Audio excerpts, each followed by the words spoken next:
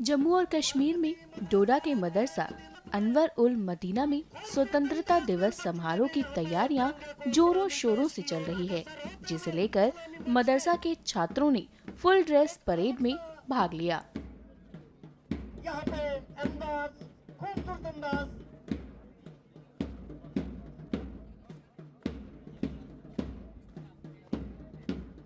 इस दौरान छात्रों में देशभक्ति की भावना देखने को मिली। साथ ही इन छात्रों ने तिरंगा भी लहराया।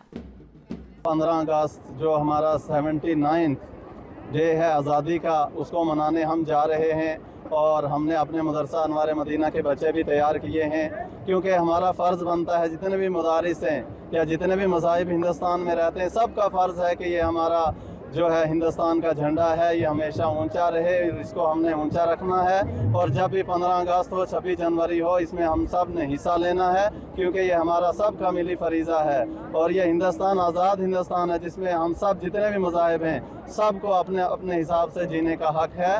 और आज हमें यहाँ खुशी हुई है और इंशाअल्लाह हम 15 अगस्त को यहाँ आएंगे, पार्टिसिपेट करेंगे इस प्रोग्राम में और झंडा लहराएंगे इंशाअल्लाह। हमें बहुत खुशी हुई, यहाँ रस्म मनाने आए थे, हमने यहाँ तिरंगा लहराया और हमने परेड में हिस्सा लिया। हम 15 अगस्त को भी हम ऐसे ही तिरंगा लहराएंगे और परेड में हिस्सा लेंगे।